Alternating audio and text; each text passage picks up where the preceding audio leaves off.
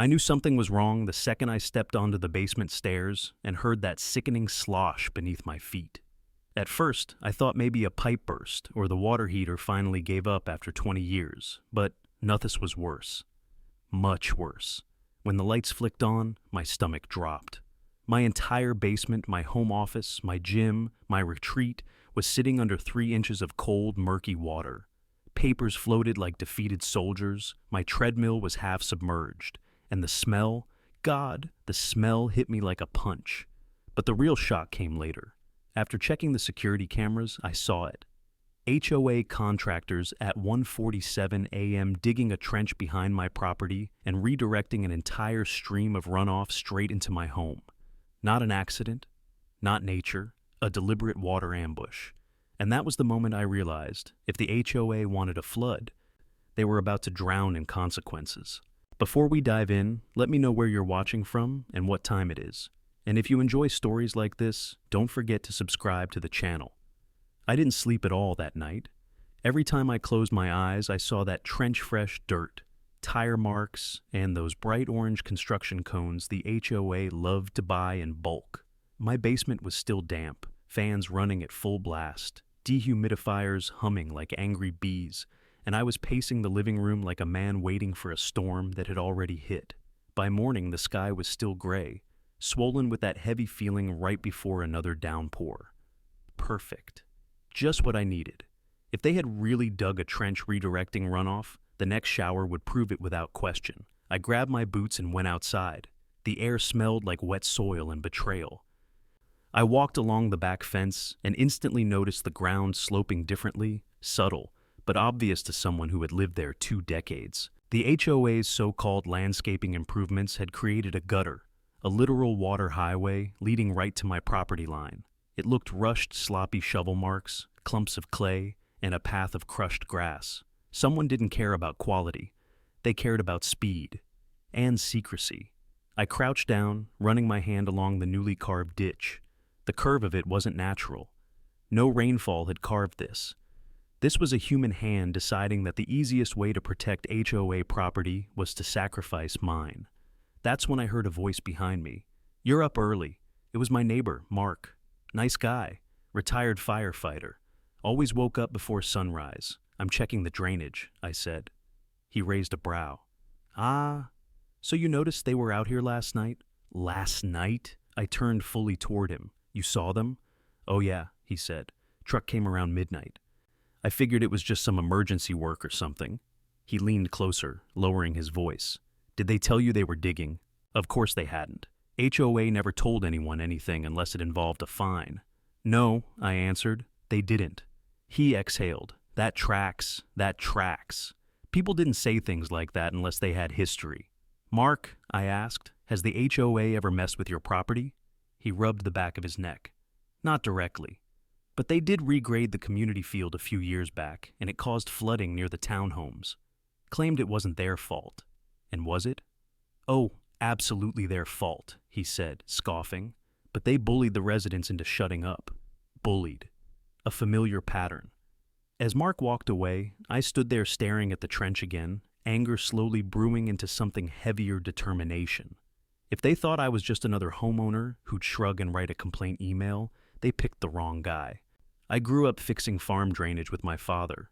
I knew erosion, slopes, grading, and runoff better than most people on that HOA board had ever known anything in their lives. Just then, raindrops started falling soft at first, that gentle pattering like fingertips tapping on a window. But within minutes, it turned into a steady shower. I stayed where I was, watching the water gather, form a stream, and then just like I feared raced down the trench like a guided missile. The trench didn't spread the water. It funneled all of it, straight, toward my house. The moment I saw the water curve around the slope and head directly to my basement wall, my hands clenched. My pulse spiked. This wasn't just negligence. It was precision. I marched straight to the HOA office. It was still early, but Corinne, the HOA president, was always there before anyone else. Not because she worked hard, because she liked being important. Sure enough, she was inside, sitting at her desk, tapping away at her computer like she was typing the next constitution. I knocked once and pushed the door open.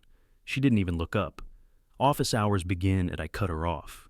We need to talk. She sighed dramatically, then turned her head slowly, as if I were interrupting some world-changing operation. Oh, it's you. Her smile was fake in the kind of way you could smell from 3 blocks away. How can I help? You redirected the drainage into my property. Her eyebrow twitched barely, but I caught it. I'm sorry, she said, voice soft but sharp like a razor. We made some temporary adjustments to the community drainage during maintenance. It is not directed at any homeowner. I have footage, I said. And I saw the trench myself. She leaned back, folding her arms. Sir, runoff patterns change naturally during rainfall. Perhaps your yard is simply not graded properly. My yard hasn't changed in 20 years. Well, she said, shrugging. Properties age, soil shifts. So you're telling me, I asked slowly, that the earth itself spontaneously decided to create a perfect little canal that leads water straight to my basement? She kept the fake smile, but her eyes hardened. You seem upset. I understand water damage can be frustrating. Frustrating? I stepped closer. My basement is flooded because of work your contractors performed without notifying residents. Her fingers tapped the desk impatiently. Drainage approval is HOA business, not yours. There it was, the HOA motto. We do what we want and you deal with the consequences. I laughed under my breath. Funny, because last I checked, my property is in HOA jurisdiction. Her lips thinned. She didn't like being reminded of that. She opened a drawer and pulled out a stack of papers. You should review the bylaws. Page 47 clearly states the HOA has full authority to manage landscape infrastructure. Landscape infrastructure, I repeated, not digging covert trenches that flood homes. She offered a dismissive wave. If you believe there's been an issue, you may file a complaint. Her voice shifted to that condescending tone she used whenever she needed to shut someone down. But I warn you, basements flood for many reasons. You don't want to embarrass yourself by accusing the HOA of something that's, well, beyond your understanding. Beyond my understanding. That phrase lit a fire in me. I leaned forward, planting both hands on her desk. Karen, if the HOA caused this, I'm not filing a complaint, I'm filing a claim. Her smile finally cracked. A claim? Against the HOA? That's right. She stood suddenly, voice rising. You cannot accuse us of wrongdoing without evidence. I have evidence. The color drained from her face for a split second. But she recovered fast. Her talent was pretending nothing ever rattled her. Well, she said, smoothing her blazer, feel free to pursue whatever actions you believe are appropriate. Translation, go ahead. You'll lose. I left her office without another word. Outside, the rain was coming down harder, pounding the pavement with increasing intensity. I walked back home, feeling that mix of fury and resolve tightening in my chest. I knew what had to be done, and I knew the HOA would do everything in their power to stop me. As I reached my backyard again, the trench was now a full-flowing canal. The water was rushing with such force that small sticks and gravel were tumbling through it like debris in a river. The stream hit the back wall of my basement foundation, splashing upward like a miniature waterfall. My phone buzzed. A text from another neighbor. Hey, did the HOA tell you anything about the drainage change? My yard is starting to pool water in weird spots. I stared at the trench. This wasn't just an accident. This was the beginning of something bigger. And the HOA had no idea I was just getting started. The smell hit me, first damp wood, soggy insulation, and the sharp sting of mildew that grows way too fast for comfort. It was the kind of smell that told you things had been wet long enough to become a real problem. I walked down the stairs slowly this time, every step squishing slightly beneath my feet. The fans I had running weren't doing much anymore. They were fighting a losing battle. The second storm was worse than the first. The moment the rain started pounding the roof like fists, I already knew what I'd find in the basement, but I still hoped maybe the water wouldn't come this time. Maybe last night was some freak anomaly, but hope is a funny thing. It shows up even when the facts are right in front of you, laughing. I turned the corner and flicked on the basement lights. More water. Much more. It wasn't standing still this time. It was flowing in, sliding along the floor in thin sheets before pooling into a large, spreading pond in the center. My gym mat floated like a sad island. A box of old photos I hadn't looked at in 10 years sat half submerged, the ink bleeding into strange watercolor patterns. And then the treadmill. My poor treadmill. I'd just repaired the incline motor a few months ago. Now the belt sagged with moisture, water dripping from the display panel like the machine itself was crying. My blood boiled. I pulled out my phone and started recording everything: close-ups, wide shots, timestamps. I measured water levels with a ruler. I photographed the wall where the seepage line had risen even higher than before. If the HOA wanted to play dumb, I'd give them evidence they couldn't ignore. By the time I went back upstairs, the storm had settled into a steady, relentless shower. Not violent, not dramatic, just persistent enough to worsen everything 1 hour at a time. I called the HOA emergency line. A recorded message said, "For true emergencies, dial 911. For all other inquiries, please email the HOA office. We respond within 35 business days, 3 to 5 business days." My basement had turned into a public swimming pool, and they wanted me to wait 5 business days. I checked my email. Maybe by some miracle Karen had sent something. Maybe for once she would act like a responsible adult. Nothing. Instead, what I did get was a knock on the door about an hour later. A big man in a reflective vest stood on my porch. His hat said Handyman Services, but the logo looked like it was printed on a home printer last night and ironed onto the fabric. "You the guy with the water issue?" he asked. "Who sent you?" I asked back. "Nacho way," he grunted. "Told me to take a quick look." I let him in because at this point, I needed someone to confirm I wasn't losing my mind. He walked down the basement stairs, paused halfway, sniffed once, and then shrugged. "Yeah, looks like water." I blinked. "Water. Yes. That's why you're here." He crouched and poked the puddle with one finger, like he was testing soup temperature. Damp," he muttered. I stared at him. "Do you have any licensing?" I asked. He gave a short laugh. "Licensing? For water? For drainage? For structural assessment? Lady at the HOA said you just needed someone to check if it was serious." "It is serious." He nodded thoughtfully. "Yeah, looks serious." Then he stood up, wiped his hands on his vest, and said, "I'll tell them it's probably your foundation." "My foundation?" I repeated slowly. "Sure. Could be old. Could be cracked. Stuff happens." He was halfway up the stairs before I even processed what he'd said. "Wait, you haven't checked the walls. You haven't checked the exterior. You haven't checked the grating." He shrugged again. "Not my job. HOA just asked me to look." Looking done. And just like that, he left.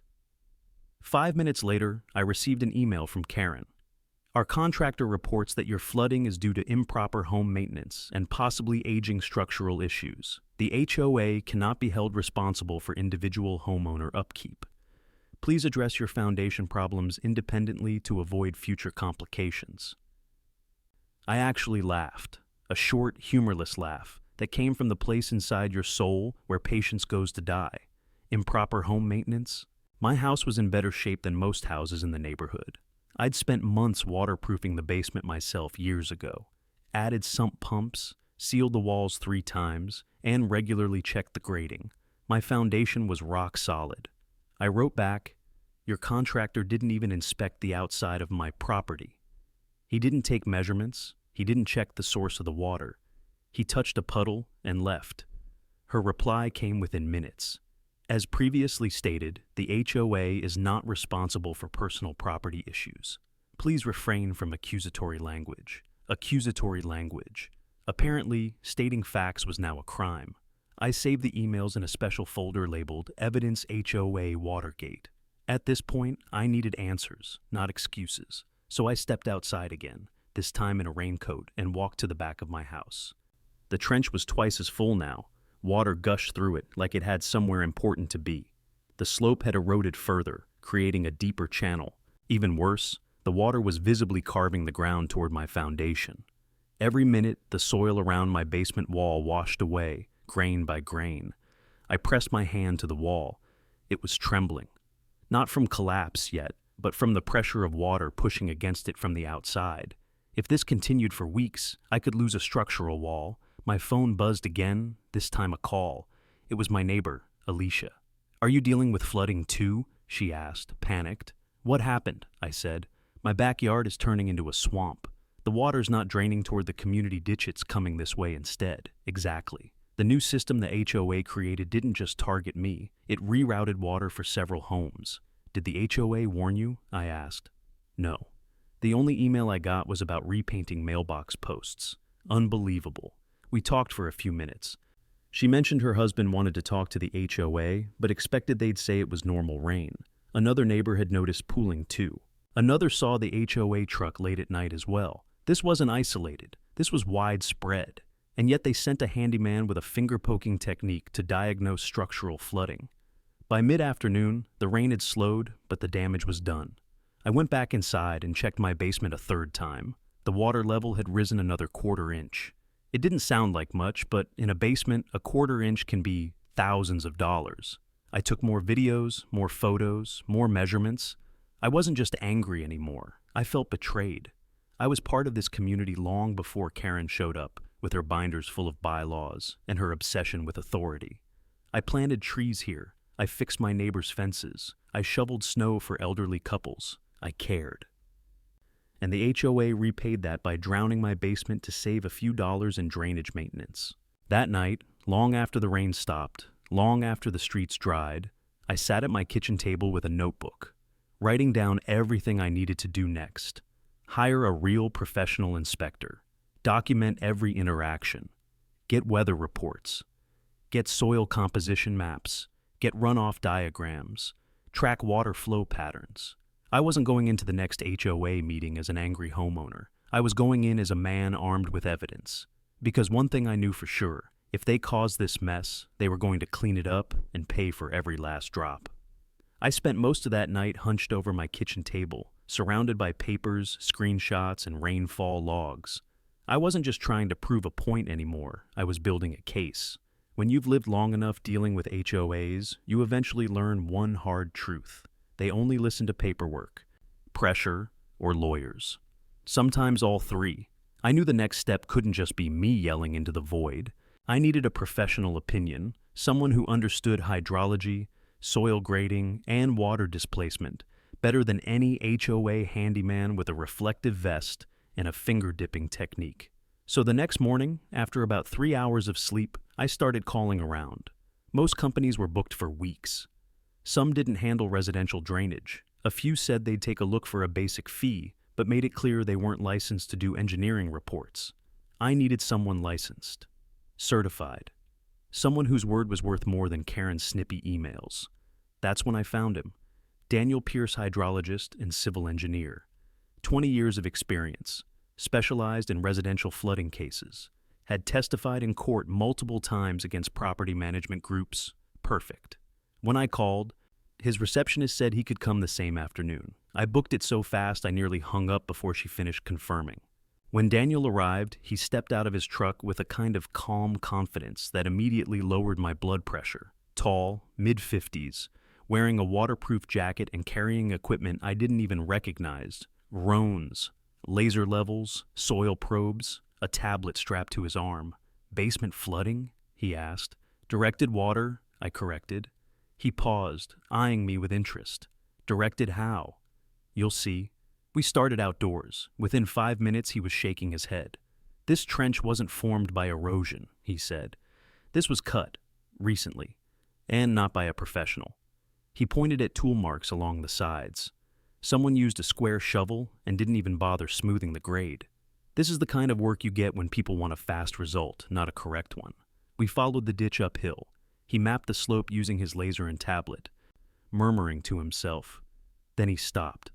Oh, this is bad. What? I asked. He pointed. Your lot is actually slightly higher than the HOA common ground up there.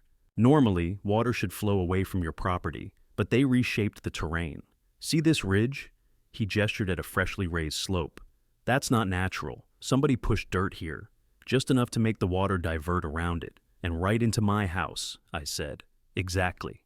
We kept walking, and when we reached the top of the trench, Daniel crouched and took a soil sample. The dirt was loose, freshly turned, still holding the moisture pattern of recent digging. This work was done within the last 48 hours, he confirmed. I felt validation flooding through my chest. I wasn't crazy. I hadn't imagined it. The HOA did do this. We moved to the back of my house. He inspected the foundation, checked seepage points, tested the wall moisture with a probe, and documented everything meticulously. "This is entirely external water pressure," he said. "Your foundation is solid. The waterproofing job you did is holding up well, but nothing is designed to withstand artificially redirected volume." He took photos, measurements, and even conducted a small dye test by pouring a fluorescent-safe solution into the trench and watching it seep into the exact crack in my wall. His final verdict hit like a thunderclap. "This flooding is 100% due to improper grading performed uphill, and because it's on HOA property, they're the responsible party." I exhaled slowly. "Can you put that in writing? I can put it in a full engineering report. And video? I can produce a video summary if needed. And can you testify?" He smiled faintly. "If it comes to that." We headed inside. I showed him the basement. He measured water levels, inspected damage, and took photos that made my stomach twist.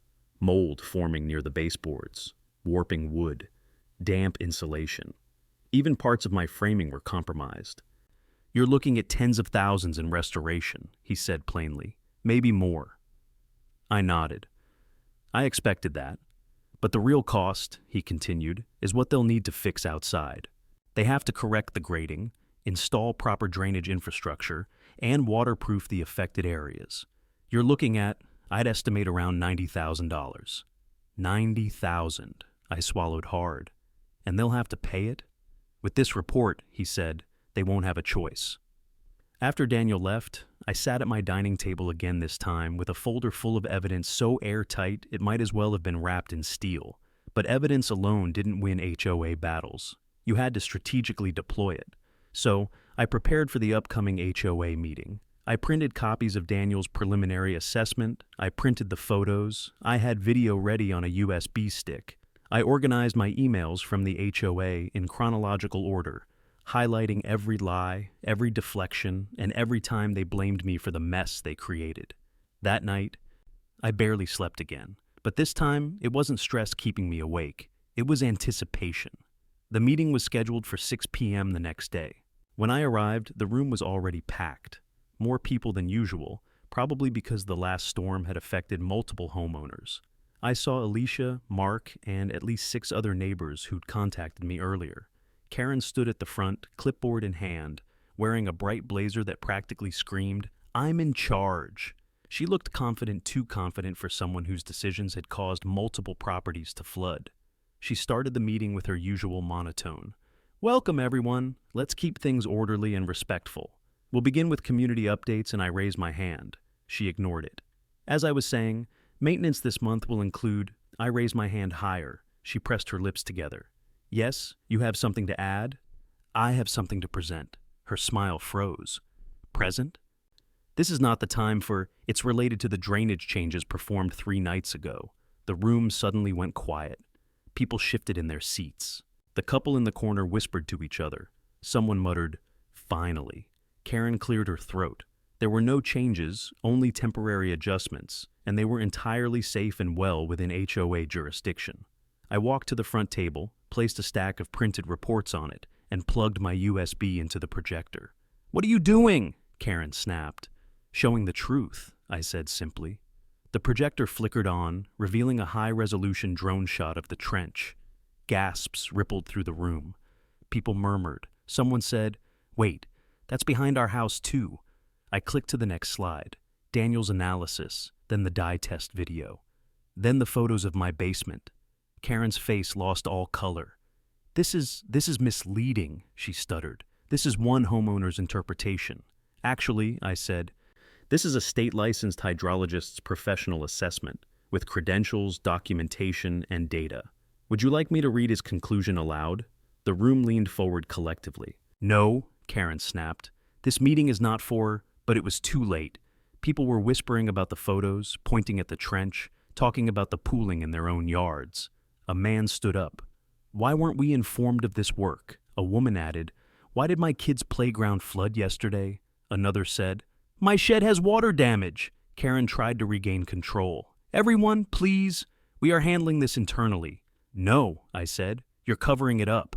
Her composure cracked. "You are being hostile." I stepped closer, lowering my voice. "And you are being caught." A few board members exchanged nervous glances. You redirected water into private properties, I said, projecting my voice so everyone could hear, knowingly, without permits, without notifying residents. And then you tried to blame us. Someone shouted, "She needs to resign." Another voice, "We want to vote!" Karen slammed her clipboard down. "This is absurd. The HOA is blameless." I clicked to the final Slide Daniels summary with the phrase, "Flooding is a direct result of unauthorized terrain modification on HOA land." The room erupted. Karen turned scarlet. You don't understand the budget constraints. We needed a temporary solution until..." But she'd said too much. I repeated slowly, "Temporary solution. So you did alter the drainage." Her mouth opened and closed like a fish out of water.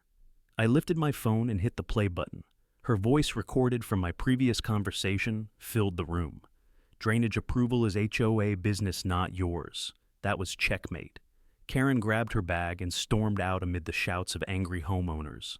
And I knew, as I stood there watching her leave, that the real battle was just beginning. But now I had the upper hand. The HOA meeting didn't end so much as it exploded. Even after Karen stormed out, people kept shouting across the room, questions, accusations, frustration boiling over after months, maybe years, of being ignored. I watched it all unfold from the front of the room, feeling the strange mixture of adrenaline, anger, and a quiet, growing sense of victory. But the board minus Karen finally managed to restore some order. 3 remaining members gathered behind the table and whispered amongst themselves. They looked shaken, pale, and completely unprepared to deal with the mess their president had created. One of them, a thin man with glasses too large for his face, cleared his throat and addressed the room. We appreciate everyone's feedback tonight. We will review the documentation provided and seek professional consultation." The room erupted again. "Review? People's homes are flooding. Do something now. This is negligence." The board members seemed like they were shrinking behind the table. I decided to step in, not for their sake, but because chaos wasn't going to move things forward. I raised my voice just enough to get the room's attention. "Everyone, please, I get it. I'm furious too. But if we want results, we need to handle this correctly." The shouting dimmed. People turned toward me. "I hired the hydrologist because I knew HOA wouldn't listen otherwise. The report is solid. The evidence is undeniable. If they don't fix this, we have legal grounds, strong ones." A woman in the back asked, "Do you plan on suing?" I answered honestly, "I will if they refuse to take responsibility. And based on the number of you dealing with similar issues, it might not just be me." Another man near the front nodded. "We should unite on this." The board fidgeted uncomfortably. I looked at them. "The longer you wait, the worse this gets. Tunnel the water back where it belongs, restore the grading, fix the drainage system, and repair the damage caused." They didn't answer, not immediately. The meeting ended shortly after, abruptly, awkwardly, and with promises of follow-up communication. I didn't believe a word of it. On the way out, several neighbors stopped to thank me, shake my hand, or share their own stories of the HOA ignoring them. It was obvious the board had lost the community's trust, and without Karen's iron fist holding everything together, the cracks were starting to show. I drove home thinking the worst was behind me. I was wrong. The next morning, I woke up to a knock on my door, a far too cheerful knock for someone delivering good news. When I opened it, there stood Karen, arms crossed, jaw clenched, eyes blazing with fury. Behind her were 2 HOA board members, looking like they deeply regretted being dragged along. "Good morning," I said, my voice flat. "This is harassment," she snapped before I even finished opening the door. "Harassment?" I repeated. "Yes," she barked. "You publicly humiliated me last night with fabricated evidence, sensational accusations, and illegal recording." The board members exchanged glances. One of them whispered, "Karen, maybe we should speak calmly." She whirled on him. "Calmly? He's attacking the HOA." I took a slow breath. First, the evidence isn't fabricated. Second, nothing was illegal. State law allows recording conversations where at least one participant consents. She blinked, thrown off for a moment, then recovered. "You manipulated the board and riled up the community." I pointed at the trench. The trench manipulated them. Her eyes narrowed into slits. "You're going to retract every statement you made, or the HOA will take disciplinary action." "Disciplinary action?" I said, stepping onto the porch. "My home isn't even under HOA jurisdiction. You have no authority over my property." "Oh, we'll see about that," she hissed. "You caused chaos, and we don't tolerate troublemakers." I actually laughed. "Karen, you redirected floodwater into my house." "That was a maintenance necessity," she shouted. "The community field was eroding. We had to reroute the stormwater for one night. Then why is it still rerouted?" She froze. The board members looked at the ground. I stepped closer. "You didn't move it for one night. You moved it indefinitely." She swallowed hard but refused to back down. "Regardless, you will not speak about this again. You will delete all footage, retract all claims, and stop threatening legal action. And if I don't," she raised her chin, "then we'll see you in court." I smiled. "Great, I already have a lawyer." Something flickered across her expression, fear, but it quickly morphed into rage. "This isn't over," she spat. "I know," I said. "That's why I'm documenting everything." I lifted my phone and snapped a picture of her standing on my porch.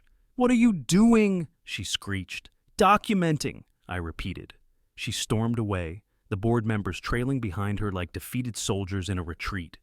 As she reached the end of my driveway, she turned back one last time and shouted, "You'll regret crossing the HOA," I called back. "Not as much as you'll regret crossing a hydrologist." She disappeared around the corner. 2 hours later, I received an email from the HOA. Per HOA bylaws, homeowners are expected to refrain from making defamatory statements about the association. Failure to comply may result in community fines. I replied, "Fines do not apply to non-HOA properties. This is now a legal matter." I attached Daniel's initial report. That afternoon, I received another email from the vice president of the board this time, not Karen. It was a complete shift in tone. "We would like to meet with you to discuss possible remedies." Translation: "We're terrified." I wasn't going to let them wiggle out with vague promises. I forwarded the email to my lawyer. He called me almost immediately. "Good. They're panicking. Let's use that." We drafted a formal demand letter with a list of damages, repair costs, and required corrective actions. The number came out to $89, $750, almost exactly what Daniel estimated. My lawyer sent it with a note. Failure to comply within 7 business days will result in litigation. Less than 24 hours later, the HOA board requested an emergency session with me and my attorney. Karen was noticeably absent. When I sat across from the remaining board members in a cramped conference room, they looked like they'd aged a decade overnight. They offered me coffee, water, even cookies, anything to soften the blow. My lawyer didn't accept a thing. "Let's get to it," he said. The board members attempted diplomacy. "We understand your frustration. We acknowledge the mistakes made. We want to work together to find a solution. We believe in community harmony." Then came the big one. "We are willing to make repairs." "Repairs," my lawyer repeated calmly. "Define repairs." One board member fidgeted with his pen. "We can regrade the trench, maybe add some gravel." My lawyer cut him off. "Not enough." Another member cleared his throat. "We can add a drain." My lawyer shook his head. "Not enough." Finally, the treasurer whispered, "We can waterproof the basement." My lawyer leaned forward. "Not enough." The board stared at him, then at me. I folded my arms. "You flooded my home. You damaged my foundation. You jeopardized my structural walls. My entire basement is destroyed, and your system endangers several households." They looked defeated. My lawyer placed the demand letter on the table. "You will install a complete drainage system, regrade the land professionally, waterproof the basement, restore all damaged property, and cover all engineering costs. And," I added, "you'll remove Karen from the board." The board exchanged wide-eyed looks. One whispered, "We can't just..." Another interrupted, "Actually, we can." The vice president sighed. She violated procedure, hid the contractor details, and gave unilateral approval. It's grounds for removal. I didn't feel bad, not even a little. The meeting ended with the board agreeing verbally for now to comply. But verbal agreements weren't enough. My lawyer smiled as we walked out. "They have no choice," he said. "They know it." That night, I slept for the first time in days. Not because things were resolved, but because I finally felt the tide turning. They tried to bury me in water, but they were the ones drowning now. The following week was strangely quiet, too quiet. Whenever an HOA suddenly goes silent, it's never because they've become reasonable. It's because they're plotting. And sure enough, the calm broke on a Wednesday morning when I received a thick envelope shoved into my mailbox. It wasn't mailed. Someone had hand-delivered it, sloppy, rushed, and a little too aggressive. Inside was a letter 3 pages long, full of legal jargon the board clearly didn't understand, and the signature at the bottom made my jaw clench. Karen. She wasn't done. According to her official notice, the HOA was rejecting my claims, refusing liability, and accusing me of creating hazardous conditions on my own property that contributed to the flooding. She even suggested that my landscaping had caused water to flow uphill. Uphill. I read the sentence 3 times just to confirm it wasn't a hallucination. Water, according to Karen, had decided it no longer obeyed gravity. It was climbing slopes now, defying physics, all so the HOA wouldn't be responsible. I laughed. Not because it was funny, but because the audacity was so extreme it crossed into comedy. I forwarded the letter to my lawyer. He called within minutes. "She wrote this?" he asked, stunned. Apparently, he chuckled. "Well, good news. This is going to help us even more. How? Because this is reckless. She wrote false statements, misrepresented responsibility, and contradicted multiple state regulations. This is the kind of letter judges love." He paused. "It's also the kind that gets HOA presidents fired." I smiled. That was already in motion, but hearing it phrased so cleanly was satisfying. He continued, "Don't respond. Let the board dig their own hole. We'll handle everything." I trusted him, but it didn't stop the anger simmering in my chest. Not because of the letter, but because I knew this was Karen's attempt to regain control. She wasn't president of the board anymore, in a political sense, but she still tried to run the neighborhood like a dictator who didn't know she'd already been dethroned. But she wasn't prepared for what came next. 2 days later, the HOA board held an emergency meeting, this time without Karen. The room was full again, but this atmosphere was different, tense, heavy, but expectant. The vice president tapped the microphone. "We need to address recent issues regarding drainage." Someone shouted from the back. "You mean the flooding?" Another yelled. "Where's Karen? She needs to answer for this." The VP raised his hands. "Karen is no longer acting in her role while we conduct an internal review." Internal review. Translation, she's out, at least for now. People started whispering urgently. The whole room was buzzing. Then the VP continued. "We've received a report from a licensed hydrologist confirming the drainage issue." I crossed my arms, watching.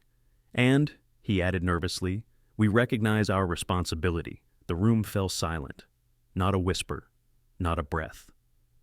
Homeowners weren't used to hearing the HOA admit fault. It was like watching a unicorn walk onto the stage.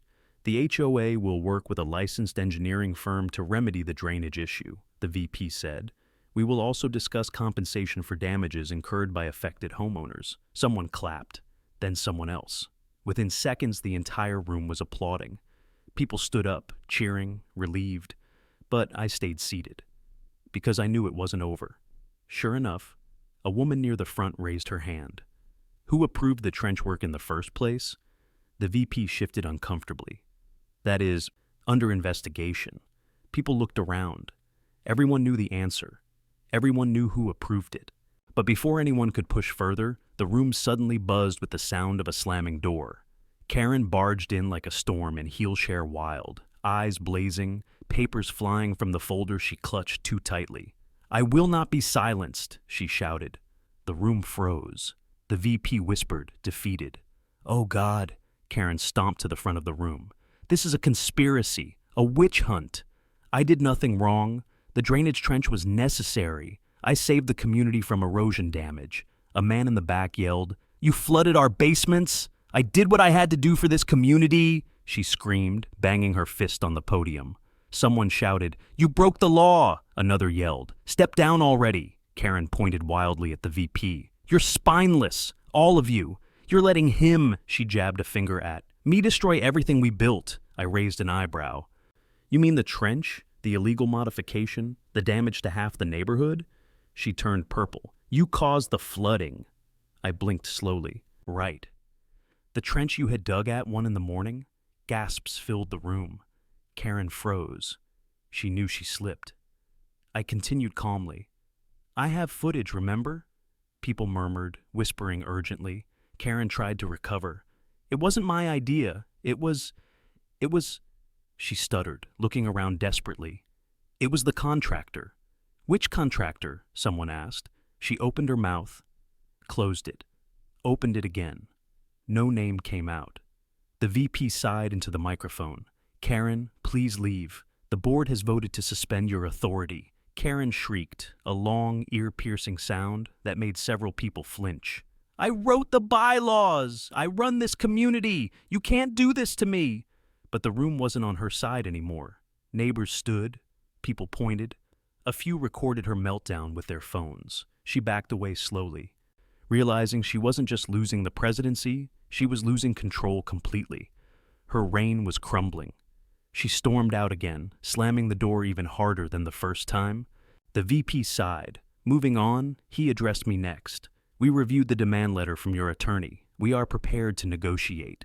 Negotiate? I asked. Well, yes. We can offer a portion of the cost. Maybe half? The room buzzed with disbelief. I didn't raise my voice. Half won't cover the damage, and half won't fix the drainage. He winced. But the HOA budget? Then reallocate it, someone interjected loudly. Fix what you broke. The VP swallowed hard. We need a full vote from the board. My lawyer, seated beside me, leaned toward the microphone. Under state law, the HOA is liable for damage caused by unauthorized land modification. If we proceed legally, the cost will be higher than the proposed fix. Much higher. The VP slumped. We'll take that into consideration. The meeting ended soon after, but I knew the board now understood. They couldn't win a legal fight. Later that night, I received a call from the treasurer. He spoke quietly, tension in his voice. We've reviewed the expenses. We literally don't have the remaining funds unless we raise fees. People won't accept that. Then what's your plan? I asked. We may have to use the reserve account. HOA reserve accounts are supposed to be untouchable, used only for major emergencies. That's your only option, I said. He sighed. We'll be in touch. The next morning, the HOA released an official statement to the entire neighborhood in email with formal language, carefully written to avoid using the words fault or negligence. But the message was clear. The HOA agreed to fully pay for all drainage corrections, regrading, waterproofing, and basement restoration. Total cost, $90,000. I stared at the email as satisfaction washed over me. It wasn't just about the money, it was the principle. They had tried to bury me in water. They'd lied, denied, threatened, insulted, and twisted every rule to protect themselves. But the truth had weight. Evidence had power. And Karen's arrogance had finally collapsed under pressure. 2 days later, construction crews arrived at my property, real crews this time, licensed, professional, equipped with machines, survey tools, and blueprints. The HOA board stood far off to the side, watching like people witnessing their own funeral. The first thing the workers did was fill in the trench. Then they restored the original grading. After that, they installed a French drain system, a sump pump line, new drainage channels, soil stabilization grids, and waterproof membranes along the side of my basement wall. It took a week. A long, noisy, muddy week. But at the end of it, my land was better than it had ever been. And the HOA paid for every cent. Karen? She disappeared.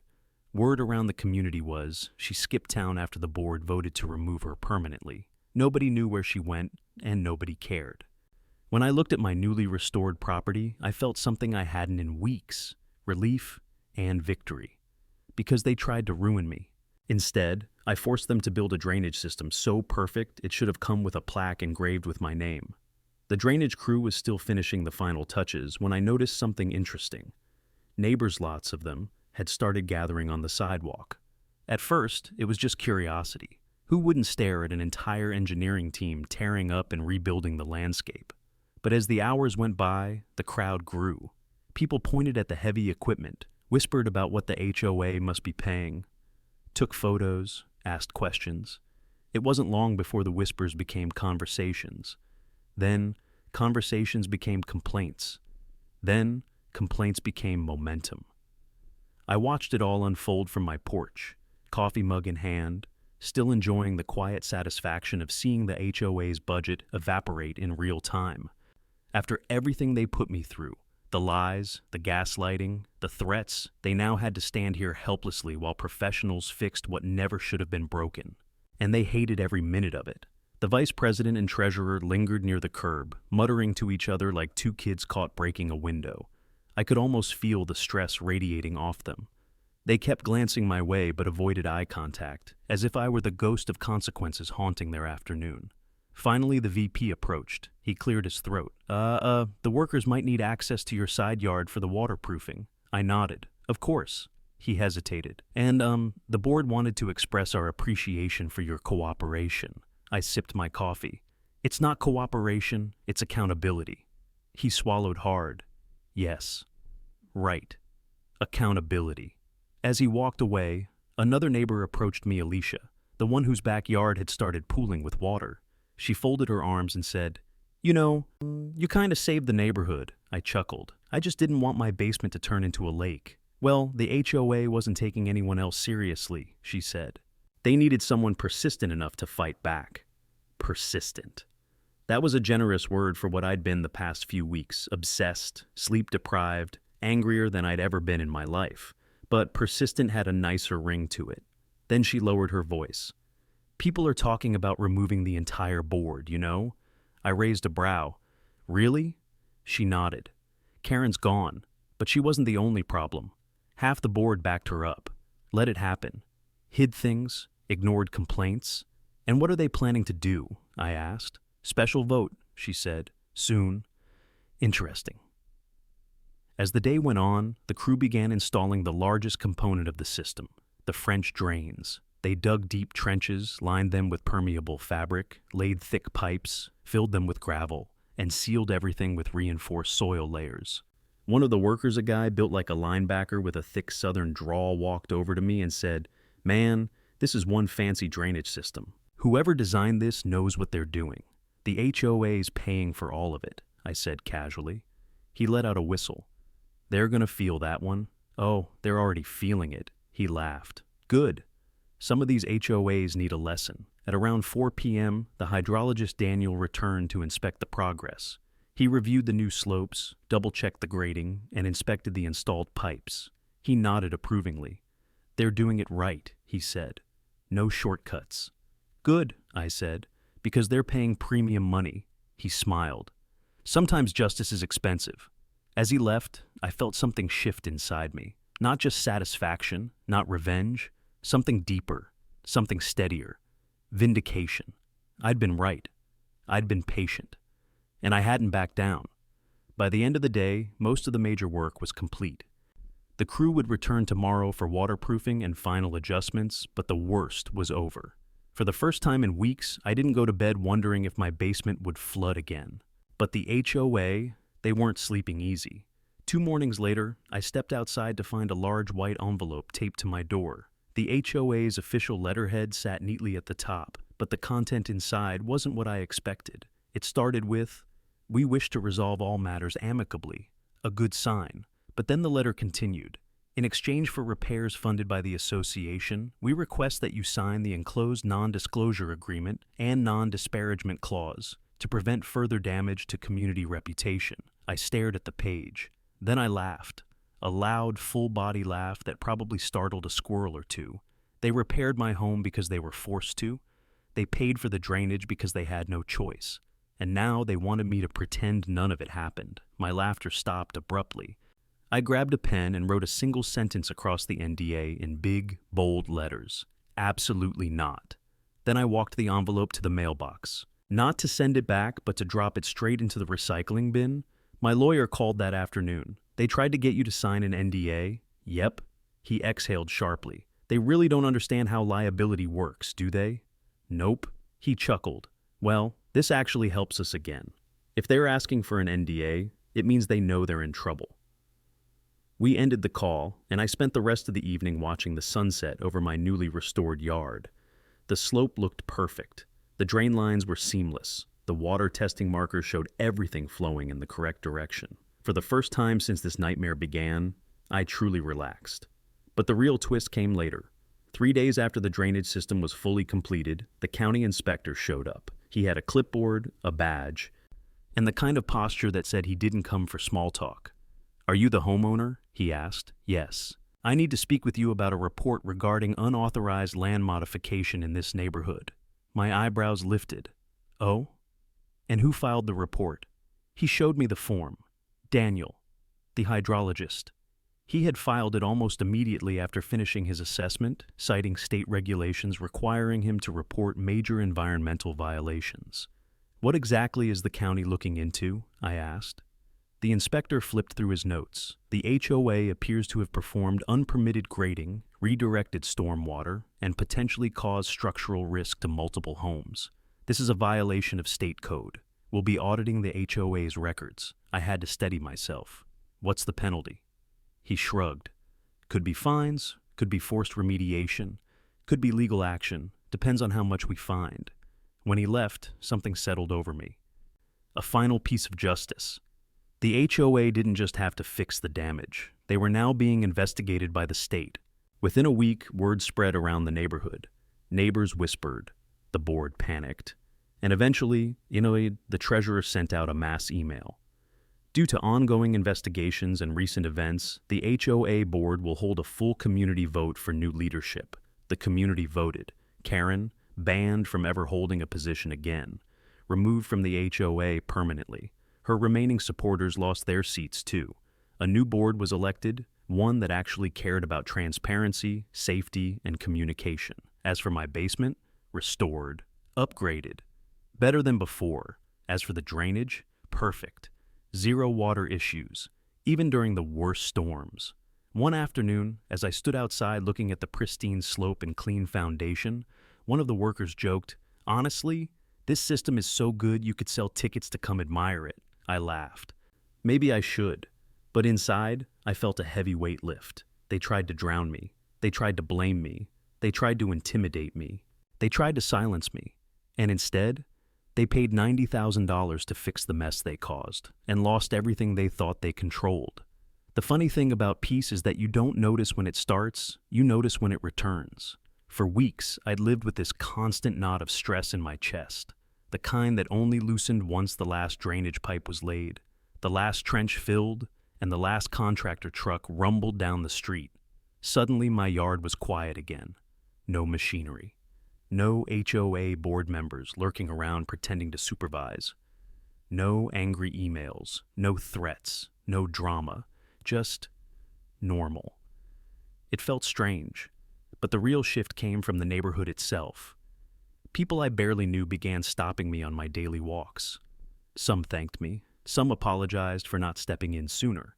Some simply wanted to share stories about how they'd been afraid of Karen, about fines they'd gotten for ridiculous reasons, about being ignored whenever they raised concerns.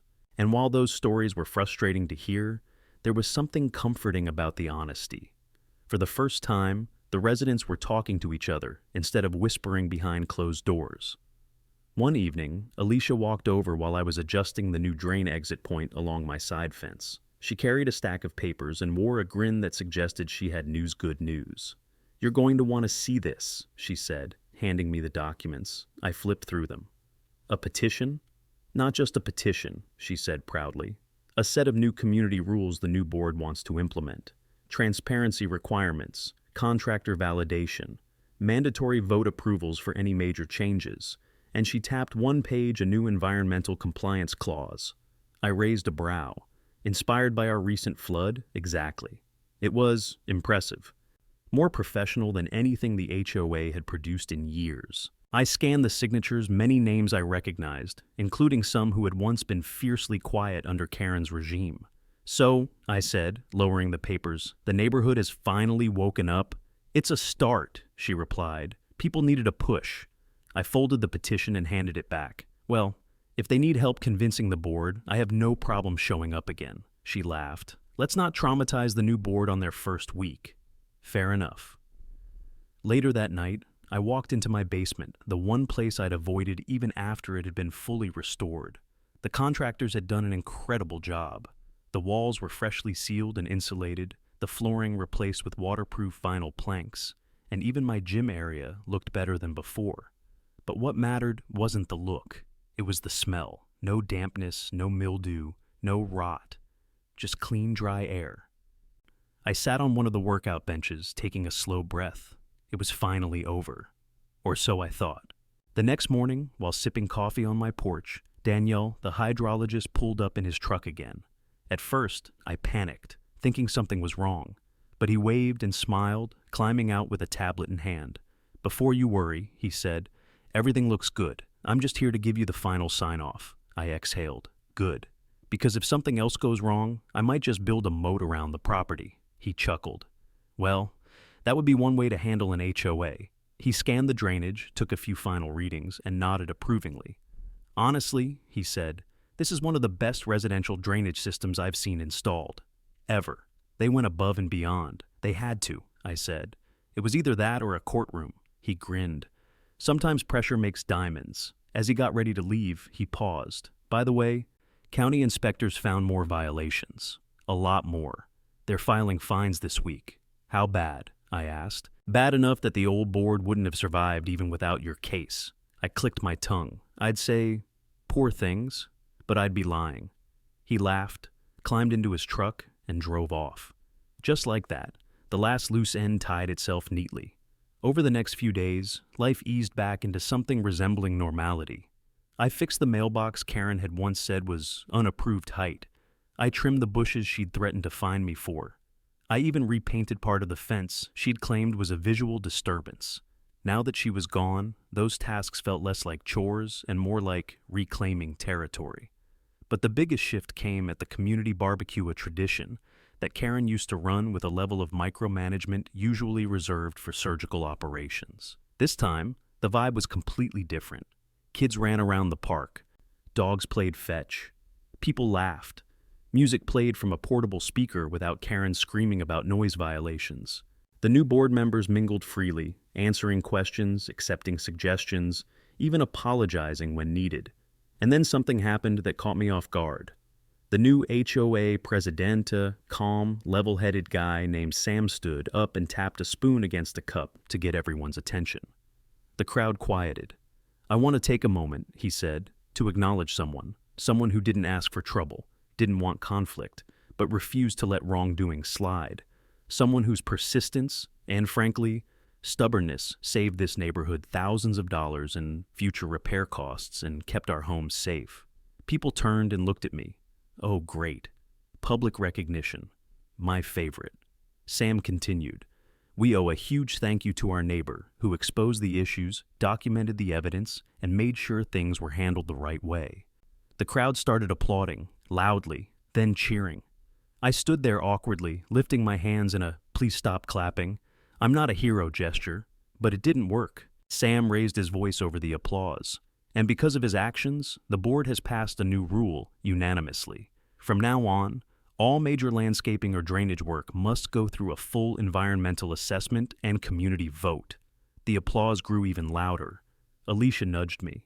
"See? Save the neighborhood," I whispered back. "I didn't save anything. I just didn't let them drown me." She smirked. Same difference. Eventually, the crowd settled back into normal party chatter. Kids resumed running around. The grill fired up again. I found myself standing near the park path, just watching, quietly, contently. And then, because the universe has a sense of humor, I overheard two neighbors talking 10 feet away. First neighbor. "Man, can you believe the HOA had to pay 90 grand because of that trench Karen dug?" Second neighbor. "Honestly, best money they ever spent." I smiled. Later that evening, as the sun went down and the barbecue wrapped up, I took one last walk through the community. People waved from porches. A couple of them asked me questions about the drainage system, wondering if they should consider installing something similar on their slopes. It felt surreal, being the water expert of the neighborhood. I didn't plan on becoming the unofficial flood-fighting representative, but life has a funny way of assigning roles. When I finally returned home, I walked around to the backyard. I stood on the edge of the now perfect slope, looking toward the common area beyond the fence. The grass was trimmed, the soil was stable. The drainage path flowed naturally, effortlessly, exactly the way nature intended, without human meddling. A small bird landed near the new drain exit point, pecking at the moist soil. Peaceful. Normal. Right. I realized something then. This wasn't just about repairing damage or getting compensation. It was about drawing a line that said, you don't get to push people around, you don't get to bully homeowners. You don't get to cover up your mistakes. You don't get to gamble with someone else's property. And you definitely don't get to dump floodwater into my basement. Not without consequences. As the last glow of sunlight faded, I closed my eyes for a moment and just listened. No dripping, no rushing water, no fear. Just silence, clean and dry. For the first time in weeks, I felt like I could finally exhale. They tried to drown me. Instead, they rebuilt my home, got investigated, got replaced, and learned a lesson so expensive it might as well be engraved on a plaque. A plaque that would read, "Next time, don't mess with the guy downhill." Life has a way of testing people, not with the grand catastrophes we imagine, but with the quiet injustices we're expected to tolerate. It would have been easy for me to shrug, accept the flooding as unfortunate, and let the HOA brush me aside like so many others. But sometimes, the only thing standing between right and wrong is the person willing to say, enough. Standing up for yourself isn't about being loud, it's about being persistent, patient, and unwilling to let fear or exhaustion silence you. This experience reminded me that fairness doesn't happen on its own. You create it, defend it, fight for it. And when you do, you're not just protecting your own home, you're protecting everyone who never knew how to speak up. If you've ever dealt with an unfair HOA, a bad neighbor, or someone abusing authority, share your story in the comments.